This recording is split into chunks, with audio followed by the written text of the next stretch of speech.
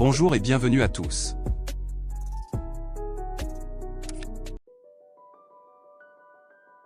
On dit souvent qu'il ne faut pas répondre aux rumeurs sous peine de les alimenter. Les recherches scientifiques tendent à prouver qu'il s'agit d'un mauvais conseil. La façon dont des rumeurs ont été montées de toutes pièces lors des dernières élections américaines semble confirmer que cette nouvelle façon de voir les choses est la bonne. Que faut-il faire si vous ne réussissez pas à ignorer les ragots? Partie 1.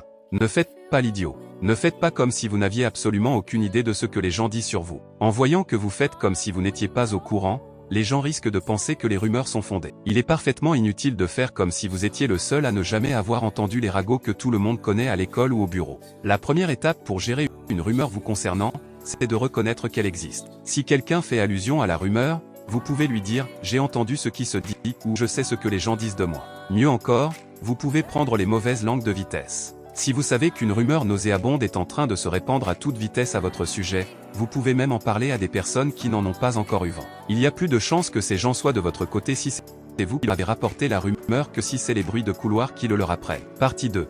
Ne montrez pas que cela vous atteint. Ne laissez pas ouvertement paraître que les ragots vous mettent en colère, vous blessent ou vous déçoivent. Même si les propos tenus sont méchants et blessants, si vous avez l'air bouleversé en public, cela voudra dire que vos attaquants ont gagné. Si vous n'êtes pas bien, confiez-vous à vos amis proches, cela vaudra mieux que de laisser éclater votre chagrin à la face du monde. Continuez à sourire, marchez la tête haute et ne laissez personne vous atteindre. D'autre part, si vous montrez que la rumeur vous touche, les gens risquent de penser qu'elle est fondée. Partie 3.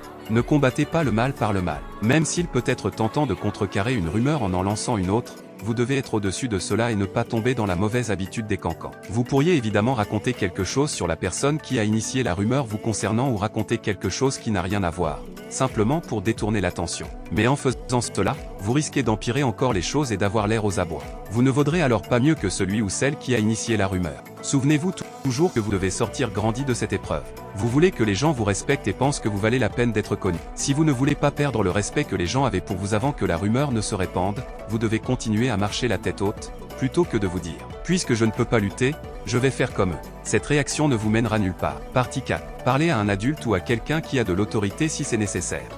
Bien sûr, il ne sera pas très amusant pour vous de vous confier à un adulte ou à votre patron au sujet de ces ragots. Mais il sera peut-être en mesure de confronter ceux qui répandent ces ragots ou de vous réconforter. Si la rumeur circule à l'école par exemple et que vous savez exactement qui la répand, le fait d'en parler à un enseignant peut faire très peur aux coupables et faire stopper net les cancans. Ce conseil est délicat à appliquer. C'est à vous de décider s'il est nécessaire d'en parler à un adulte ou si vous pensez pouvoir régler les choses par vous-même. Merci d'avoir regardé la vidéo. Abonne-toi si c'est pas déjà fait pour voir d'autres méthodes et d'autres vidéos.